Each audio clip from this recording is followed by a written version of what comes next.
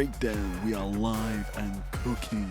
We've got championships on the line tonight, as well as rivalries brewing. We've got 6 matches on the card tonight. So without further ado, let's get into our first game of the evening. It's going to be Toxic Attraction taking on B. Priestley and Carmella.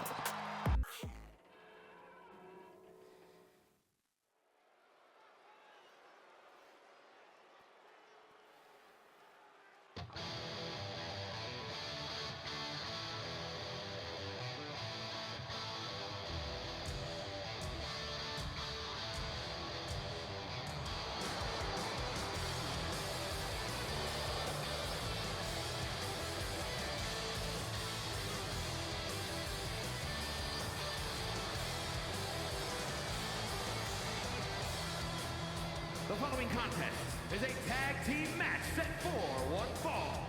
On the way to the ring, Gigi Dolan and JTG Toxic Attraction!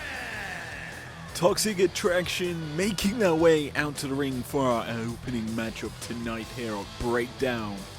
These two on the losing end in their debut matchup in IPW. But here, they're looking to make amends with arguably a very difficult opponent in their opening matchup here on Breakdown.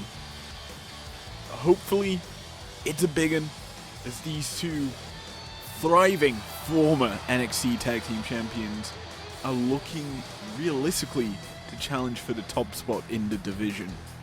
Will they be able to do so? Well, they have a hard task in front of them as we welcome their opponents.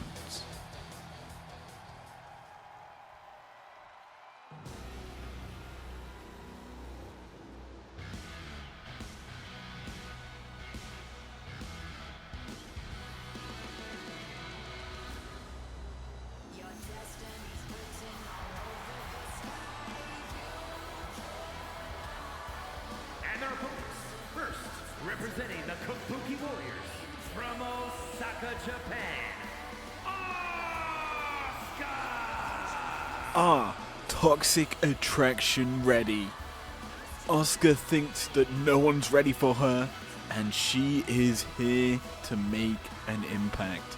Former WWE Women's Champion, she is an amazing athlete, submission specialist, and overall formidable opponent.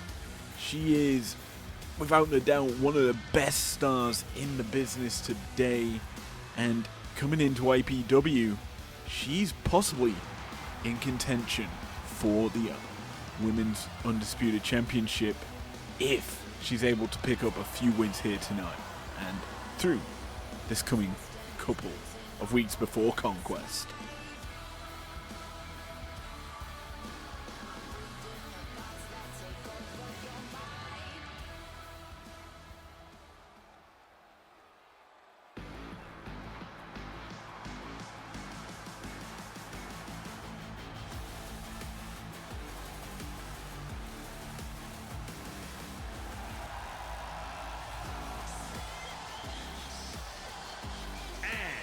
From Columbus, Ohio, Alexa Bliss. Probably the best thing to come out of Ohio. Alexa Bliss is here to make a stand. Just a small 5 feet of fury is here with a target to upset anyone and everyone in this division. She may be small, and while our champion is probably one of the tallest in the division, it never has stopped her from beating her before.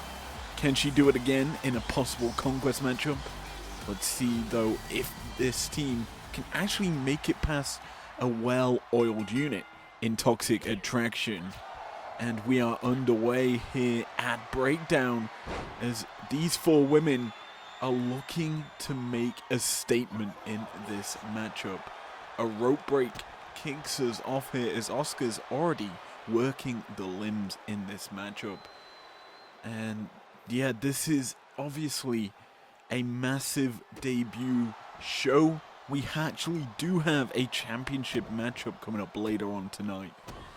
And as we move into this matchup, there's a lot to talk about after Primetime on Tuesday.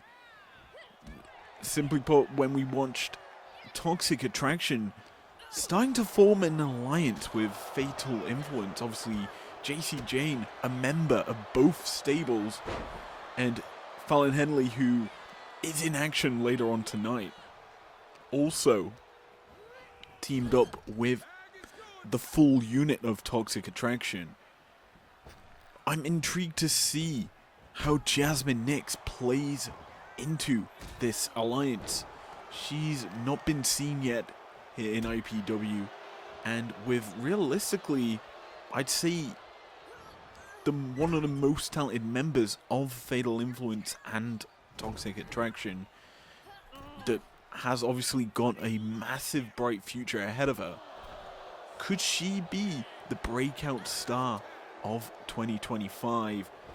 We have some time, obviously, to get to that point, considering this is only week 1, as a massive splash there from JC Jane connects. But yeah, it's hard to believe we're only 1 week in, and after this show, we'll be 3 shows, well, 3 weeks closer to Conquest.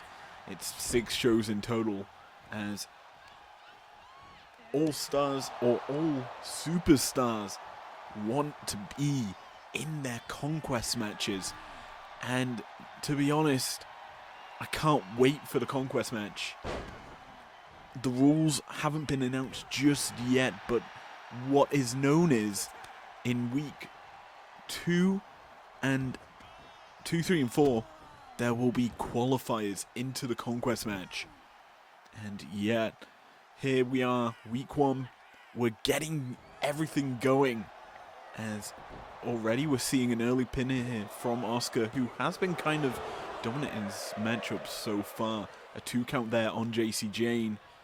As, yeah, realistically speaking, this matchup's been all Asuka and Bliss, and Toxic Attraction seem a little bit out of it here. JC Jane starting to fire back though, and I may have doomed, well, the Asuka and Bliss connection by saying that Toxic Attraction are on the verge of losing. Now, Asuka clapping back a little, just pulling the leg right out from underneath JC Jane, and now is just using her own feet to good use, just putting boots to the back of the neck of JC Jane. Honestly, a very disrespectful move there, and it realistically just humiliates the opponent. What I like to see already so far from Asuka has been the limb targeting towards the arms of JC Jane, wearing her down. It doesn't really help her necessarily for the sleeper, the Asuka lock. And wow, that's a really snappy crossbody there from JC Jane. But as a whole, it does help for kind of isolating her. It does help towards the Asuka lock. It makes it harder for JC Jane to obviously get her own hooks underneath the arms of Asuka to break away the grip that would be placed on that neck. And as a whole, it is really smart for Asuka to make her opponent's defenses against her finisher more and more impactful. Now realistically here, you have to feel JC needs to opt for a tag. She's been in this match for quite a while. Asuka and Bliss have been making frequent tags, as Bliss gets just punched to the outside from the top rope here. Gigi's finally going to get a bit of action by just throwing Bliss back into the ring. And this could be possibly her first legal action in this matchup. In comes the... what color is that? Is that orange or yellow-haired maiden? I'm going to say it's orange, purely because it looks cooler. And to be honest, she is probably one of the more cooler wrestlers on this roster. A very zero cares woman, as a code red there from Alexa Bliss to Gigi connects. Looking really as if that's a massive leap from Bliss to get the hot tag in. Asuka, however, not so hot getting back into this, as Gigi finally is in control of this match, and she's unrelenting here. Both of Bliss and Asuka facing her wrath, as Asuka finally gets the upper hand, puts Gigi on her shoulders, just gives her a nice snake eyes in the corner. And there's the big booty hip attack. Asuka is setting her up here. You have to feel that a big time move will be coming here from Asuka, as there's the armbar, and she's got both arms locked up here. It's a double armbar. JC Jane, she needs to break it up. She's just standing there. Gigi manages to get out of it. Submissions really aren't the forte of these people, as Gigi setting up for the GG driver. Could this be it? One. Only a one count. You would have thought that would have been it. The GG driver, a devastating move. There's the Uranagi as well. Bliss has been planted. There's no escape here for Asuka. Asuka, spin kick, setting her up. Hip attack. I thought the Shining Wizard was going to come through there. 1, 2, and 3. Gigi and JC lost the match. But what's this? What are they planning? It's Belair and Jade Cargill on the entranceway. And they're calling them. They're challenging the Toxic Attraction tag team. Could that be a future matchup here in IPW? We'll have to wait and see.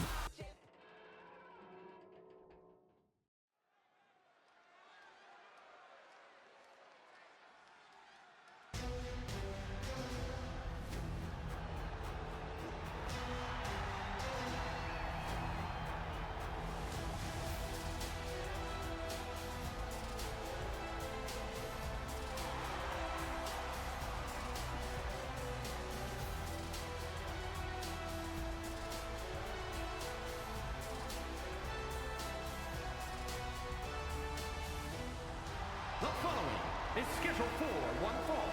Introducing first, from Madrid, Spain, weighing in at 154 pounds, Axiom. We have tag team action to kick off this show, as our double action really kicks off here with Axiom making his debut in IPW. This high flyer, current NXT tag team champion, the speedy boy that he is looking to make some spectacular maneuvers and impact here in IPW. And he is going to be joined by someone who is a legend of the business. And his partner, accompanied by Rick Steiner, representing the Steiner brothers from Detroit, Michigan, weighing in at 276 pounds, Scott Steiner. That's right. Big Papa Pump is joining Axiom. You've got the high flyer and now a brutal powerhouse that realistically has the wrestling skills to back it up. This guy is arguably one of the greatest promos in professional wrestling, as well as arguably one of the most gifted athletes as well. But has this makeshift companionship got the fortitude to last as they go up against at a combined weight of 429 pounds, the Militia. the Gorillas of Destiny. Tama Tonga, Tongaloa are here to make an impact, and you can already see the glowing aura that's coming off the backs of these two. We know that they are former Bullet Club members. Tama, OG of Bullet Club, is here to really make an impact. We've seen them already in action, or one of them in action, against Matt Jackson. But here they are in a duo facing off against a team that realistically has not got the same experience as a tag team as these two have. We ready ourselves for this matchup. Tama Tonga Tongaloa versus Axiom and Scott Steiner. The ref rings a bell as we kick this off with a Spanish fly. Early pin attempt here. Ref getting into position just to only tap that mat once. I do believe that is Tongaloa starting this one off for his team against Axiom here. And these two, forgive me if I do get the Tongans mixed up, they look very, very similar. And it's hard. If you remember in the long history of WWE, I'm pretty sure they got Jimmy and Jay mixed up several times on commentary. So, unfortunately, these models may make me messed up who's who. But yeah, it doesn't really matter, as right now you can't even see the face of the GOD member because it's currently head first in the mat. Now, he has finally managed to wrestle back control and is just beating up Axiom as well as Scott Steiner.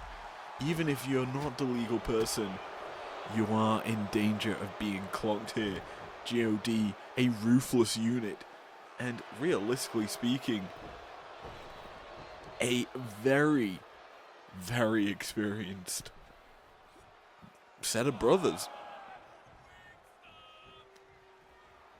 That was so... Okay, I just heard the weirdest crowd shout in history. Anyway, Scott Steiner into the matchup. Double underhook. Power bomb. What a maneuver. 1 count, though, is all he's able to get from that stupidly athletic maneuver. Tama unable to make the hot tag as he gets cut off at the pass by Scott, who's looking to go to that top rope. Lands the massive splash. And here we go. The Steiner brothers realistically could be, if they were to stay as a unit, as a roll-up here from Tama. 1. Gonna be the only number that's raised up here by the ref. And yeah. Let's get back to the point of the Steiner brothers. If this unit actually can compete together, perhaps they could be in line for an IPW tag team title shot. But if this alliance with Axiom works out, maybe we see possibly a Freebird rule for that title. As Axiom, he got the match off, or got this matchup going in a very fast-paced style, but he hasn't really been able to get back into the ring ever since GOD kind of let Scott Steiner into this matchup. But yeah, Scott Steiner seems to be doing okay here. Lands the belly to belly suplex here, and is now working on Tongaloa, just throwing him into the mat repetitively. And to be honest, I expected a little bit more explosivity from Scott Steiner, but he's kind of being a bit more of a person who's just wearing down their opponents. GOD, obviously a team that has got a lot of power outright and do tend to slow down if they're, well, let's be honest, in control for a long period of time. And that really does help people like Axiom, who's got such a massive energy tank. similarly to what Scott does, where they can just weather the storm their opponents are going to put on you and just then come back at you with some quick firing offense. As here we have Axiom just using Tonga Loa's movement against him by Irish whipping him. Now that being said, Tonga Loa has a lot of power as he does go for a power slam there and is now just going to toss Axiom into the corner. Goes for the tag. The referee announcing that one very loudly as we have got our white shirt and bow tie refs here in Breakdown. We like to keep it classy here as okay, Tama goes for the eye poke, the rollout eye poke. Classic Tama Tonga maneuver. Speaking of classic moves, Spanish fly there from Axiom lands. Only a 1 count. And we haven't seen anything past a 1 here from our referee, who is on top of it today. No Charles Robinson to stifle the plans just yet. As Axiom now beginning to wear down the arm of the GOD member. And what I'm surprised we haven't seen yet is the bloodline. Obviously, we saw them at New Year's Clashes. A Frankensteiner from Scott connects. It puts Tama into the mat. Fortunately for GOD, it's only a 1 count thanks to Tonga Loa breaking it up. Scott puts him in his corner. Reversal there from Tama. And he's now going to toss Scott into his own corner. Trading spots in the ring here. A massive slap across the chest. Scott now feeling the wrath of GOD. Could this be where we see a finish? Could one of these two teams land a finisher? Tama setting him up. Spin out power bomb. Could this be it? The ref counts, but Axiom breaks the pin up. Only a 1 count here. And GOD, they just are looking to win here. Axiom toss around the ring and given a punch for good measure. A Tongan headbutt.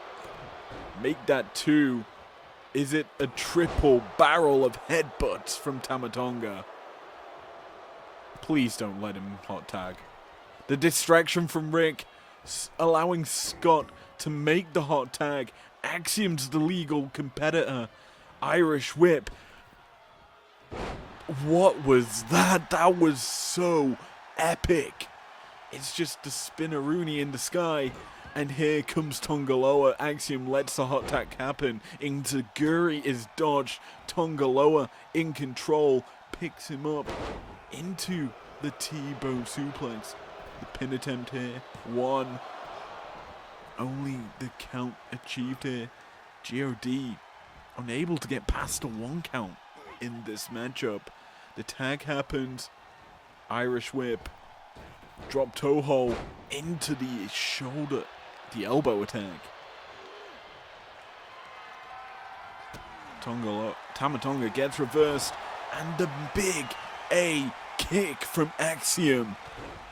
It connects and Tama looked in a bad situation. Tonga Loa had to make the recovery for his team. Axiom could be in danger here as Tama was able to recuperate quickly after Tonga Loa's interference in the match. Now GOD have control, and this could lead to, realistically, the win, as the Tongans are here to really make a big impact. Pele kick connects, and that just flapjacks Tonga Loa. But yeah, on Primetime, we saw Tama Tonga versus Matthew Jackson of the Young Bucks in action. Two teams obviously in contention for the IPW Tag Team Championship there. And obviously GOD in action first in a tag team matchup. The Young Bucks obviously a well-oiled unit in their own right. Veterans of the game. They realistically want to get a matchup going as Steiner gets reversed out of that suplex. Tag from Tongaloa to his brother, setting Scott up for the Magic Killer. Could this be it? Axiom's into the ring and breaks it up before the ref even counts to 1. The finish from GOD just broken up instantaneously. Tongaloa looking for his own finish. Tama Tonga, I should say, looking for his own finish. But he gets reversed.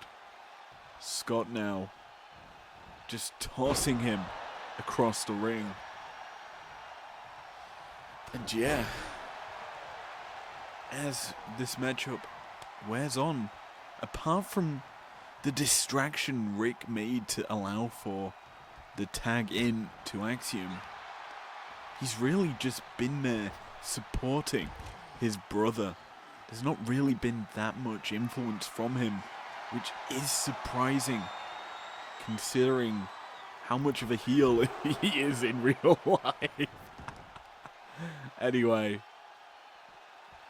Axiom rolls back into the ring as he brings in the fallen member of Team GOD. Into the corner he goes, just tossing his head into that top turnbuckle. Reversal there. I'm pretty sure that is Tongaloa as he lands the spine buster. Just plants him into the mat. Goes for the tag to get his brother in. And he could look for the finish here. Running drop kick to a member, well, Axiom, who was just getting back up to his knees. If that was in the UFC, that would have been a disqualification pretty much. Because that was flush when he connected. He just plants Axiom there. Pin in the corner. Scott needs to just tap him with his feet. Instead, just opts to watch the pinfall happen. And a 2 count for GOD is all that's ascertained from that pin attempt. Splash into the corner there by Tama Tonga, who tags out. In comes his brother, Tongaloa. Pretty sure I flipped the name several times in this match. I apologize. I'll have to look it up. Anyway, Tongaloa setting him up. Power bomb! Plants him in the ring. Scott gets in.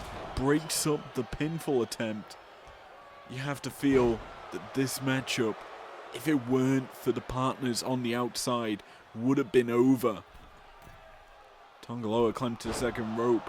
Splashing basically the mat. Axiom didn't even really roll out the way. Headbutt in the corner from Tongaloa. Picking up Axiom now and just throwing him into the center of the ring. Vicious blows behind the ass of Tama Tonga. And the pinfall attempt here. Could this be it for GOD? They pick up the win in their first action as a tag team here in IPW. Here are your winners, the Militia. A very dominant win if you think about it. Axiom and Steiner really couldn't get much going. And that as a whole couldn't be the end of that makeshift tag team. Only time will tell as we go into our next matchup. It looks like we're kicking off the action hot here as Bubba looks for his handshake, but Eric just slaps him across his face. Bubba Ray Dudley versus Eric appears to be our next matchup, a singles match. Devon and Ivar not out here for this one. Our referees realizing we can't allow too many tag teams to have all their members out here. So we're gonna get a bit of a singles run here from a couple of tag team players. Don't forget, Teddy Long is not the manager of this show. I should probably point that out. But hey, maybe he ought to be, considering the talent that we've got in that tag team division. And we also do have The Undertaker lying in wait somewhere on Breakdown. But yeah, someone may go one-on-one versus him sooner. Maybe at Conquest, as we turn our attention back into this matchup. Eric, one half of the Viking Raiders War Machine in the past. A very brutal unit. If you couldn't tell, Viking savages on the war. Is it the warfield? I think that's what we'll call it. But on the field of battle, they destroyed humans, pillaged others. Meanwhile, Bubba Ray Dudley did all of that in his ECW career. An icon of extreme, similar to what Sandman is when we watch him versus Roddy Strong, which also started off in a very brutal fashion as the knee connects from Eric. He busts open Bubba Ray Dudley, who goes for a Uranagi, and these two are firing on all cylinders. Team 3D, obviously former tag team champions in a similar turn. So are the Viking Raiders, and in fact, I believe they are current champs in WWE. As Bubba goes for the pin, gets a 2 count off that senton from the top rope. And yeah, Eric now feeling the wrath of a bear hook here. Gonna just clap the ears to force Bubba to break it. And Eric is an unrelenting monster here. Double drop kicks, and he is a very brutal striker. Bubba able to get out of the grasp of the Viking Raider. But Eric just hits him with a power slam. And this matchup is explosive already. Bubba on the outside, swinging neck breaker, just drops Eric on the outside. And yeah, you have to think Bubba Ray has a lot of experience in this sort of action, as finally Eric gets open up. I've started to realize IPW is just full of bleeders. And don't forget, guys, later on in the show, I do know a proper bleeder is going to be competing against someone he's already faced in IPW. We have a grudge match coming up soon. And this show is just going to get spicier and spicier as the ref's up to a 7 count. But Bubba does not want to win on a count out. He breaks the ref's count and just jumps to the outside. And we finally could see a matchup ending count out here in IPW. While I don't want it to happen, it certainly would be a change of pace, considering how most tag team matches end in a similar way, where someone is just stood right in front of the pin and not breaking it up. Anyway, Eric and Bubba gonna be putting themselves in great risk on the outside, as the sit-out butt slam from Bubba connects to Eric. Ref's up to a 6 count. And Bubba taking it easy, taunting Eric on the outside. 7 from our referee, Gregathy, who is looking to get up higher, up to 8. But Bubba breaks the count. I'm pretty sure he could have won there if he just stayed in the ring. Instead, he goes for the Bubba cutter. Could this be it? 1, 2, and I was tuning up the finish there. A near fall for Bubba Ray Dudley. Eric surviving arguably his will, his resistance. He lands the knee to the back of the head of Bubba Ray Dudley, goes for the pin, only gets a 1. Now he's unleashing his rage.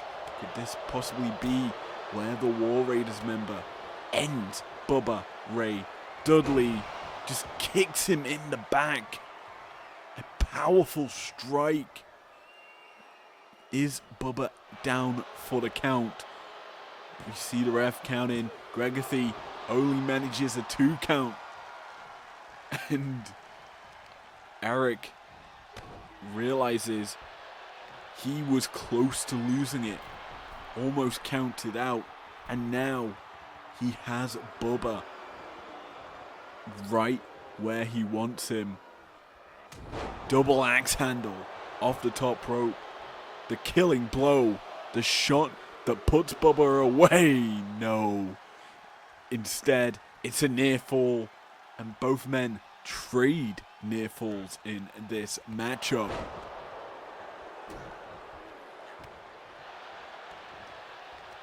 This honestly is such a massive teaser for when the War Raiders face off against Team 3D. We already see half of them bleeding in this one matchup. When those two teams face off, as a big DDT connects from Eric, you have to feel that it's gonna be a war. It's gonna be extreme.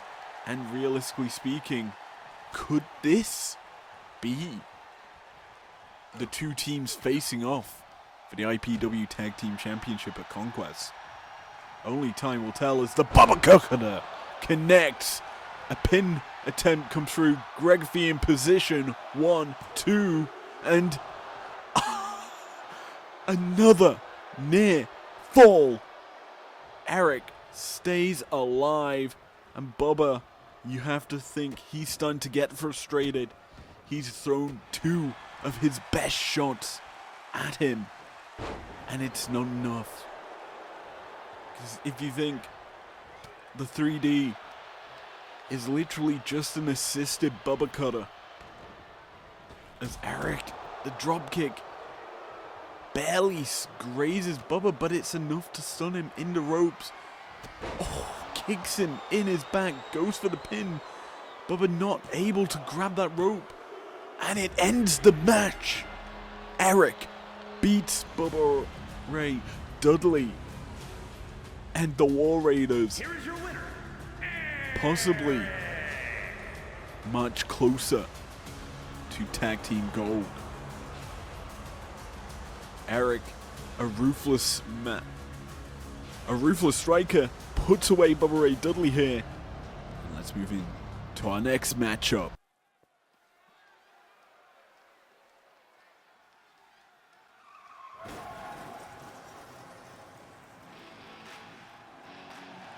The following contest is scheduled for one fall.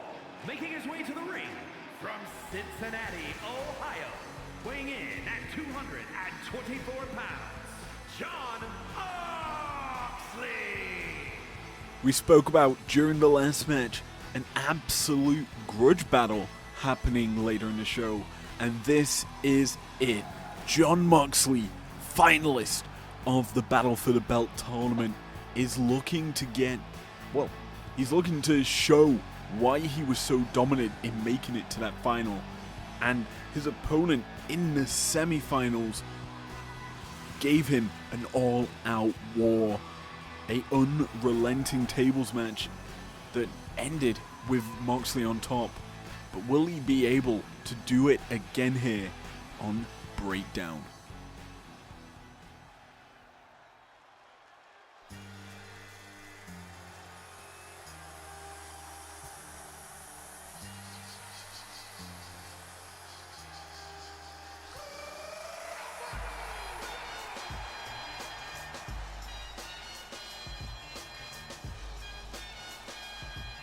And his opponent from West Newbury, Massachusetts, weighing in at 251 pounds, the greatest of all time, John Cena!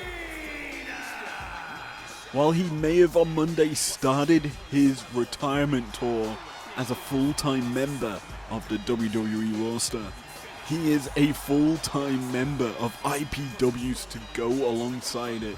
He's pulling double duty here, and without a doubt, he is looking to showcase his dominance and why he is considered the greatest of all time. He lost to Moxley at New Year's Clash. He's looking to get some revenge here as he continues or gets his retirement tour underway here in IPW.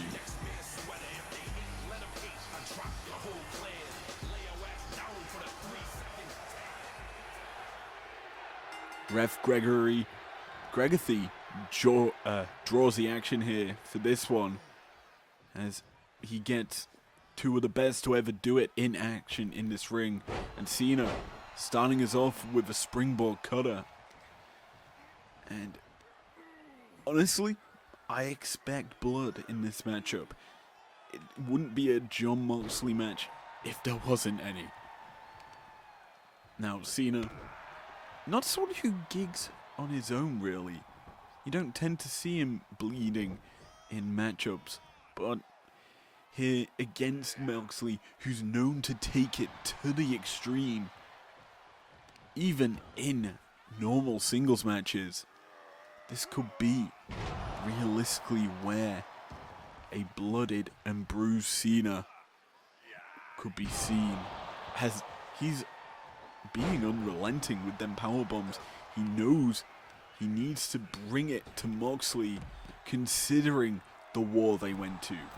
Moxley, without a doubt, I should say, the person to grind you to a halt, just wear you down, break you piece by piece, which is a hard thing to do against Cena outright, considering the never give up attitude in Cena's long-standing career as a superhero of WWE. But here in IPW, his history is really only one win against a very worn-down opponent in Booker T. Because bear in mind, Booker T had to go through... Oh!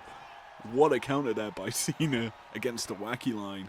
But yeah, Booker T was obviously worn out from an 8-man over-the-top rope battle royale as a last chance qualifier to the battle for the belt title. And obviously drawing John Cena in the round 1, it's certainly not an easy opponent for him. And Cena kind of had a cakewalk in that matchup.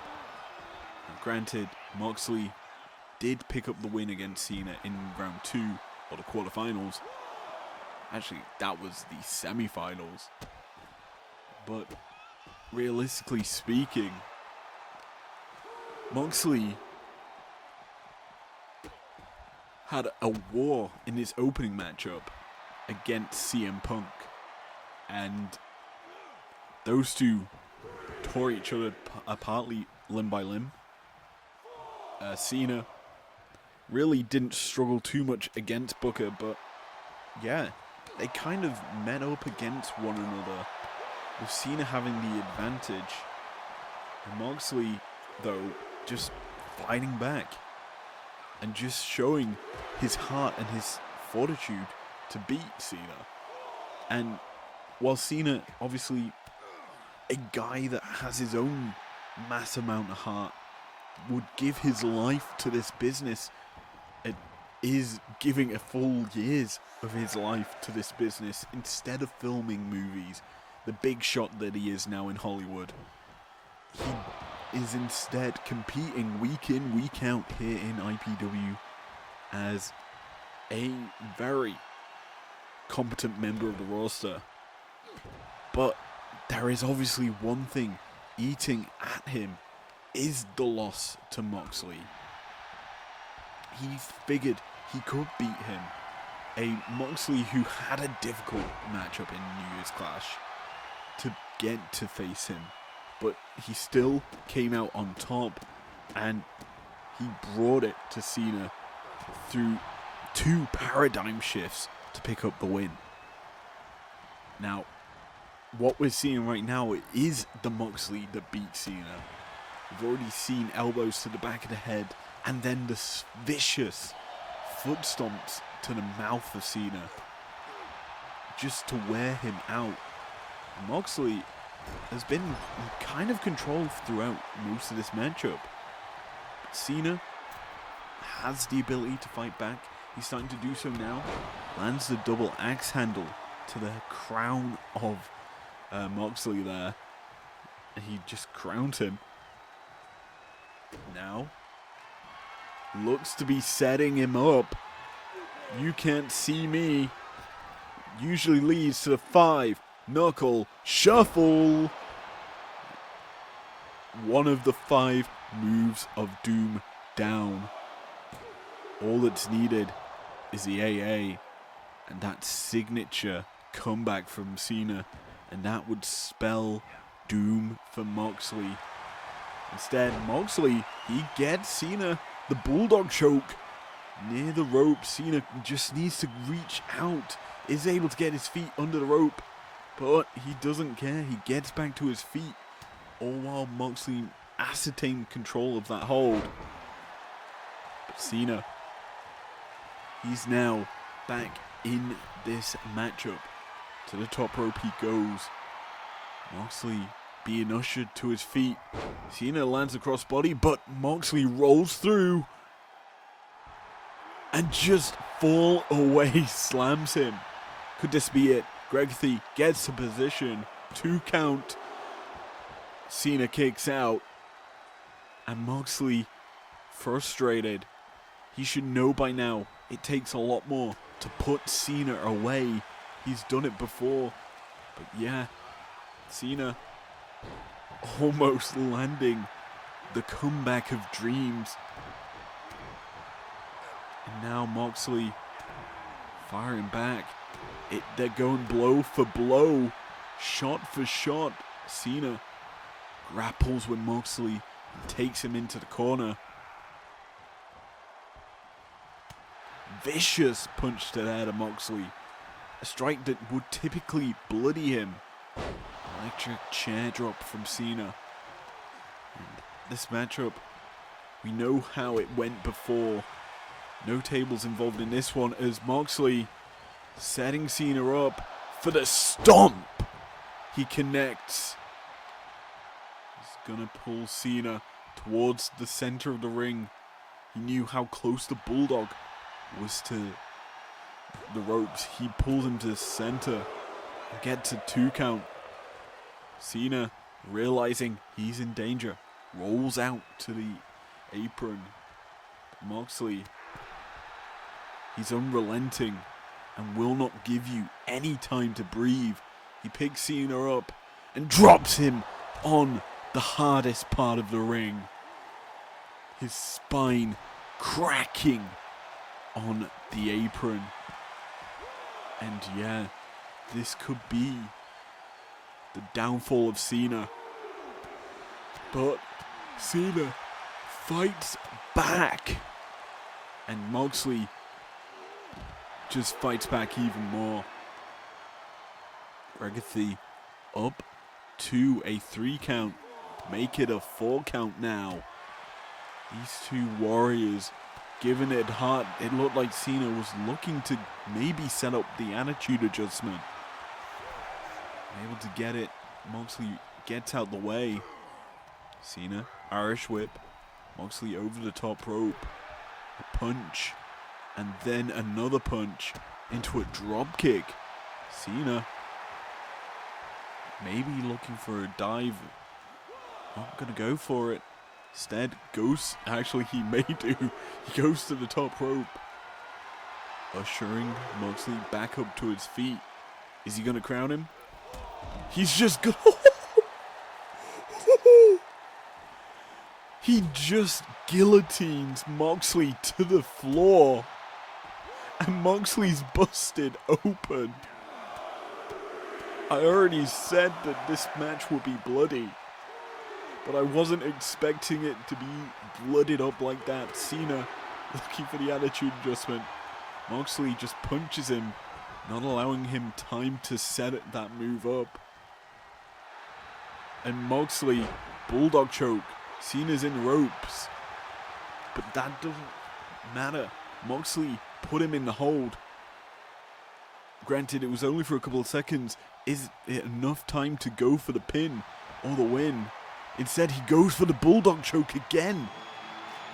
And Cena taps out. Moxley gets the victory here. Cena, irate that he's lost once more to Moxley, who's 2-0 against the greatest of all time here in IPW.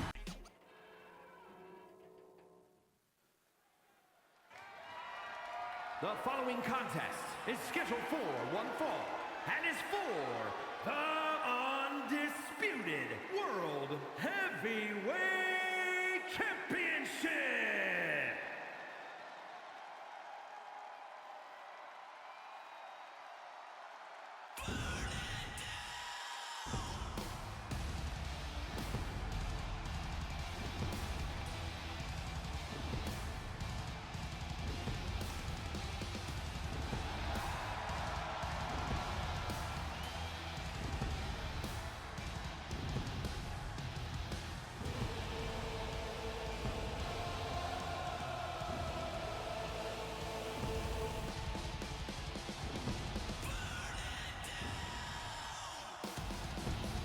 That's right, you heard Mike Rome correct.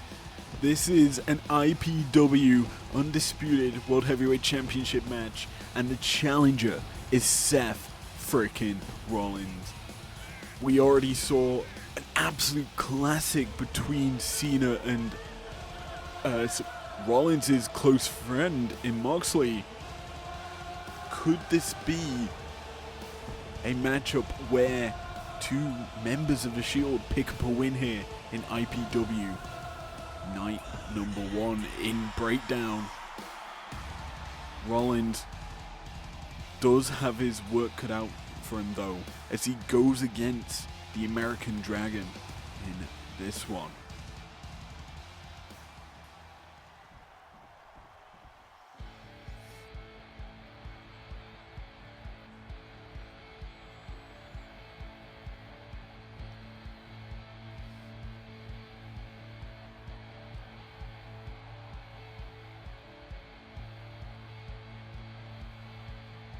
Carrying the Islogic World Heavyweight Championship to the ring, our undisputed champion, showing such confidence, no emotion, pure concentration on that face, and he is ready to go to work here against Rollins. These two are arguably two of the best to ever do it in IPW, and Brian, known as one of the best across the indies, across the world. And while he hung up the boots at the end of 2024 here in IPW, he is still a great that's continuing to give his career to the business, defending the IPW World Heavyweight Championship in his first appearance since the pay-per-view. This is arguably a massive challenge. Let's throw it to the ring where Mike Rome has the official introductions. Introducing the challenger from Davenport, Iowa, weighing in at 217 pounds, Seth freaking Rollins. And his opponent from Aberdeen, Washington, weighing in at 210 pounds, the undisputed World Heavyweight Champion, Bryan Danielson.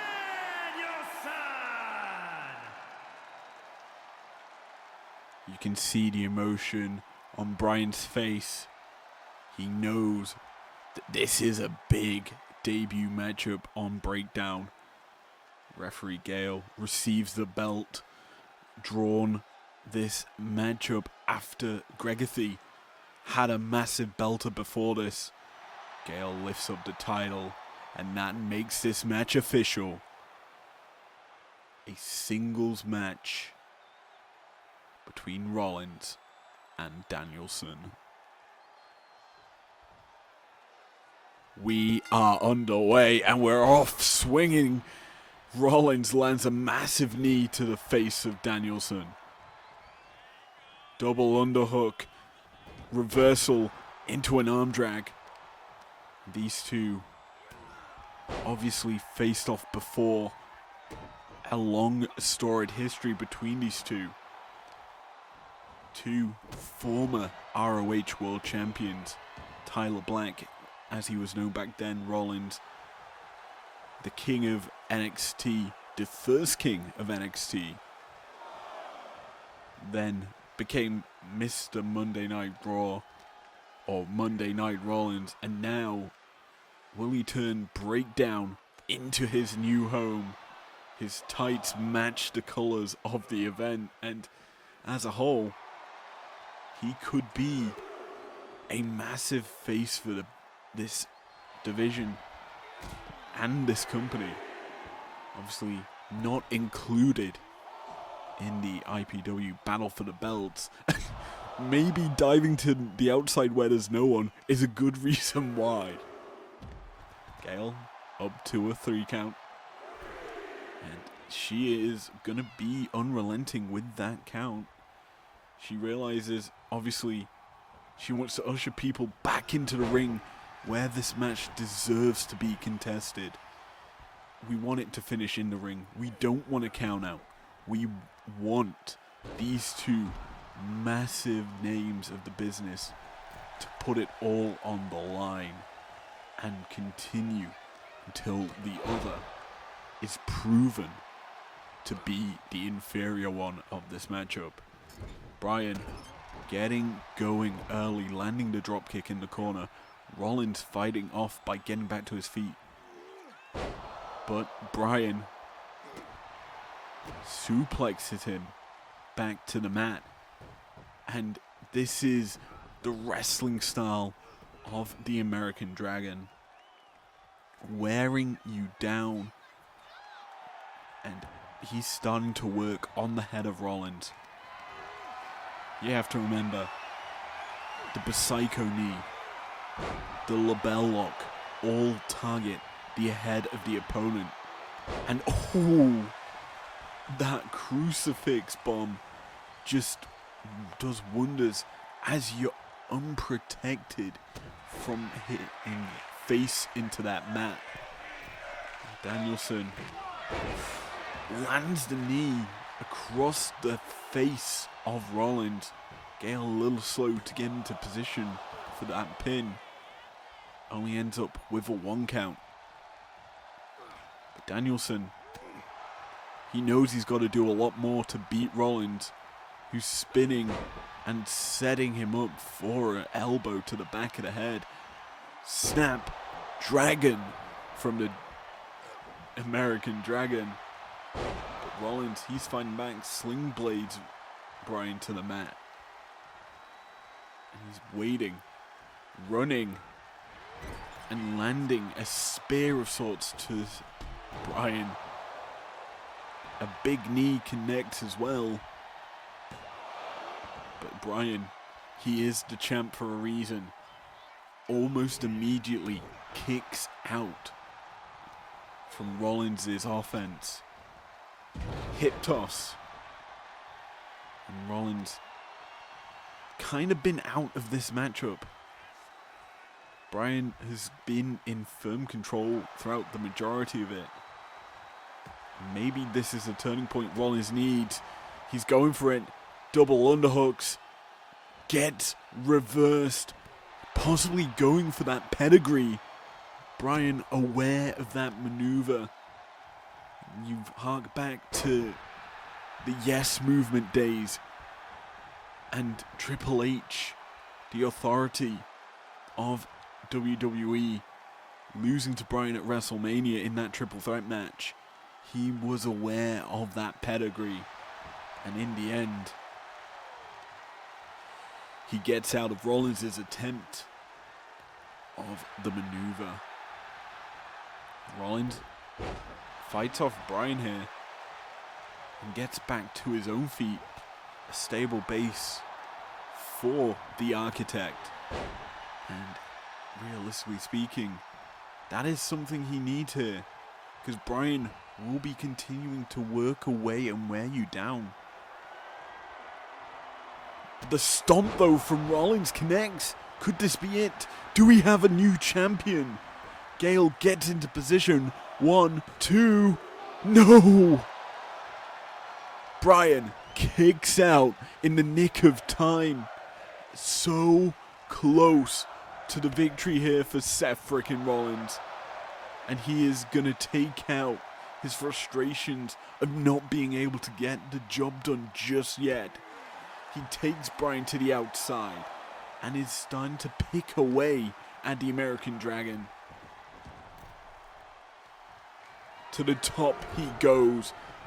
Diving elbow. Connects. And Daniel unable to recover.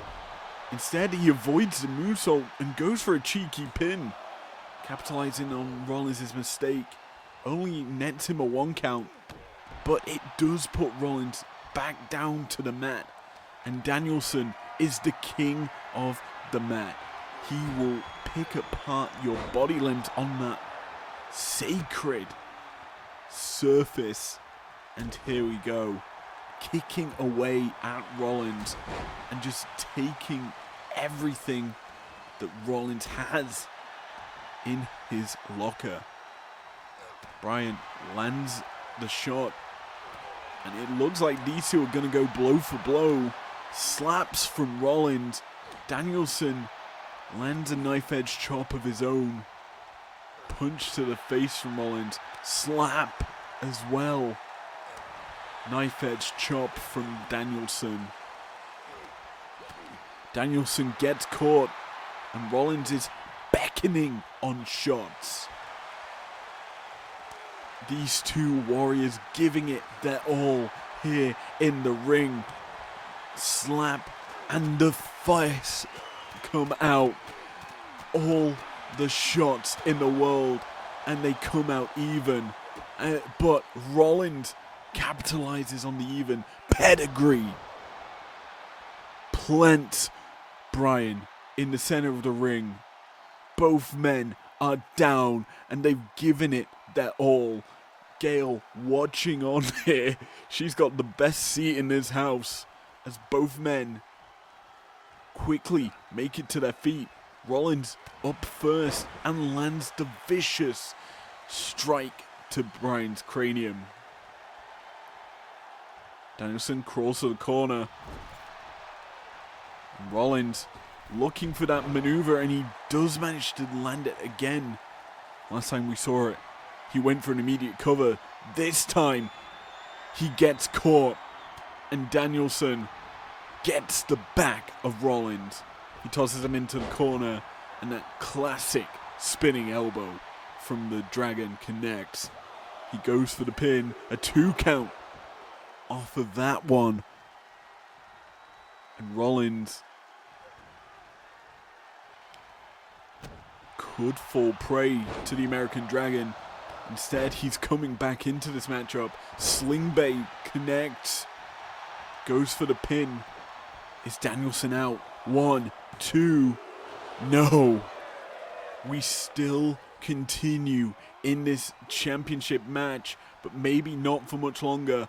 Pedigree from Rollins. He's quick to get up this time, and he goes for the pin. 1, 2, 3.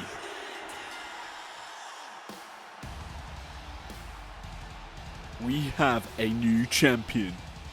Here is your winner, and new undisputed World Heavyweight Champion, Seth freaking Rollins. we have a new world champion after Danielson gave it his all at New Year's Clash. But now it's the era of Rollins to start 2025.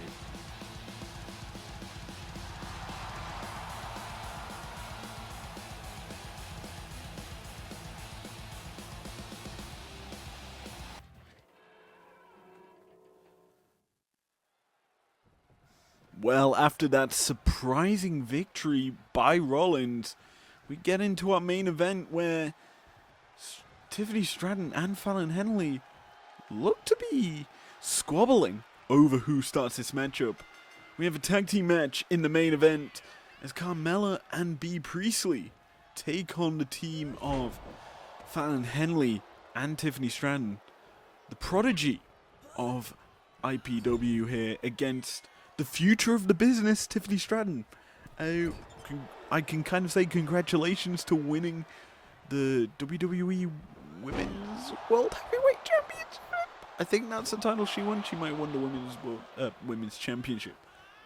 I don't know. I really don't care what they name the women's belts. She's the top champion in WWE's women's division. And she's showcasing why here against Carmella in firm control.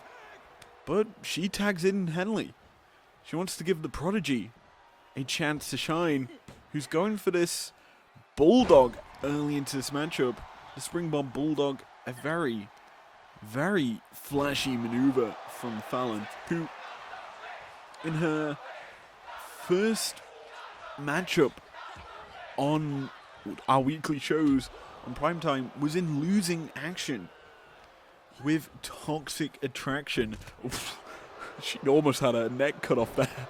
That was deadly. But yeah, as a whole, not the most successful time here in tag team action here for Henley, who's obviously trying to reunite or create a supergroup with Toxic Attraction and maybe possibly combining Fatal Influence.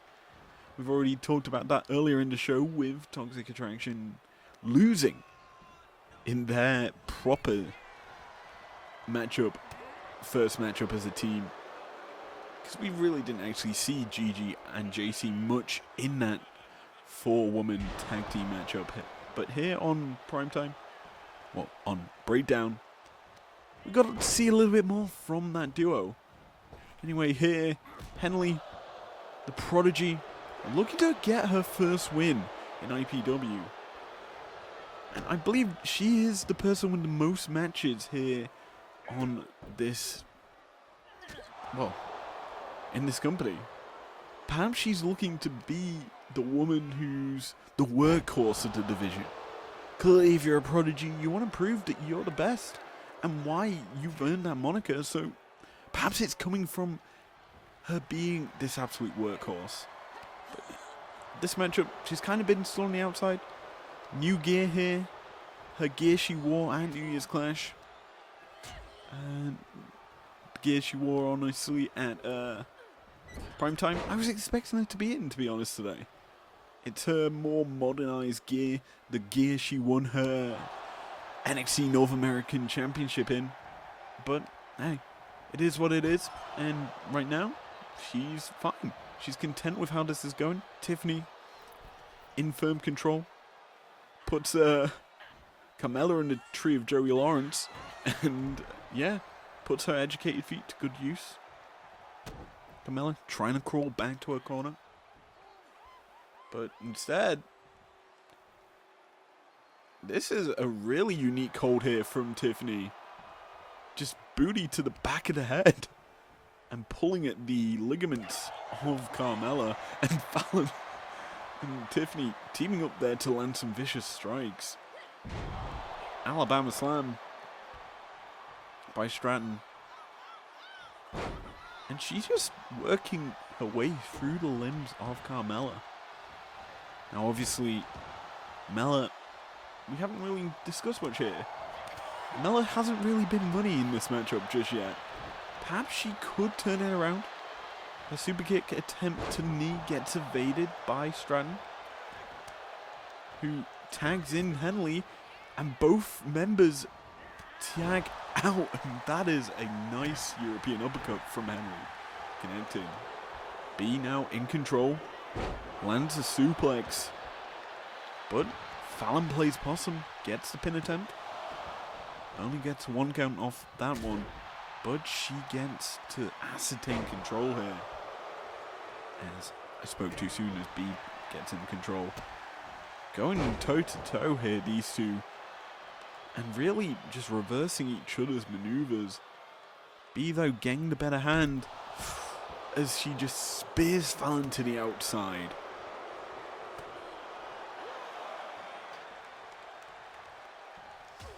Fallon just buying time. Realizing obviously the friction earlier in the match between her and Tiffany warrants B beating up her tag team partner. Who's yet again going for that signature suplex to Henley in the ring. Irish whip. And whatever B was going for gets reversed. Fallon gets reversed here into another Irish whip. B doesn't really land anything. Instead, Henley gets to kick her in the face. But yeah, Henley actually showing a little bit more here. Obviously, was in the final 2 in the New Year's Clash Rumble. But against Nia Jax, she's not really able to showcase too much, especially against the champion now. Obviously, the Irresistible Force not in action tonight. Gets the night off as... what a move there from B. Just plants Fallon in the center of the ring. Tiffany forced to come in. Doesn't break it up. Instead, just stands there as B lands the knee. That's her finisher. And she wastes it on Tiffany. She could probably have looked to put away Fallon. Instead, gonna just punish Fallon and wear her down even more. Tiffany, still planted headfirst in the middle of the ring, is gonna be able to make her way back to her feet. But the damage was done, and B's able to tag out. And facebuster from Carmella connects. She's setting Henley up. Could this be it? Mella plants her. And the code of silence is put in. Henley could be forced to tap out. She does not. She stays alive. She survived 2 finishers here, I guess. Even though B technically used hers on Tiffany. But 2 finishers have been used here by B Money, I guess we'll call them. B Money gonna look to get some work done here. Henley now finally back to her feet. What? Looked like Tiffany possibly was looking for strikers. Henley ripcord lariats B Priestley and gets to tag out. She realizes she's been put through a lot here in this matchup. But it's not enough to put her away. Tiffany goes to the top rope. Goes for the swanton. Instead, B rolls out the way, gets to her feet, and tags out. Mella now into this matchup. Going against someone who's arguably a younger, hotter version of her in terms of that gimmick, really, to be honest. Mella is money, but it is Tiffy time right now. And Tiffy could be on the verge.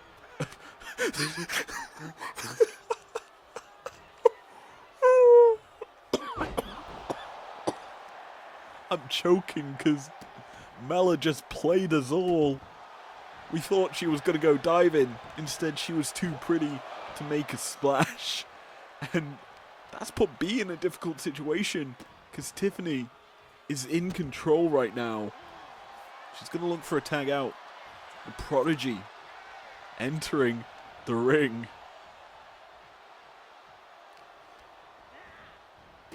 But the Prodigy just getting squashed here. B puts her feet to good use and is looking to finish Henley. She plants her towards the center of the ring. She actually opts to tag out. Mella is into this matchup. And she is going to start to work on Fallon Henley's legs. And I mean, Fallon Henley has some decent legs. What am I doing? Pinfall attempt here from Mella. 1, 2, 3. Wow. That's an anticlimactic way to end the matchup. But Mella and Priestley come out on top. And to be honest, maybe it was the friction between Stratton and Henley that caused the error. Either way, what a way to end off our first show at Breakdown. Thanks for joining me. If you enjoyed it, leave a like down below. And we'll see you next week for Primetime. You don't want to miss it.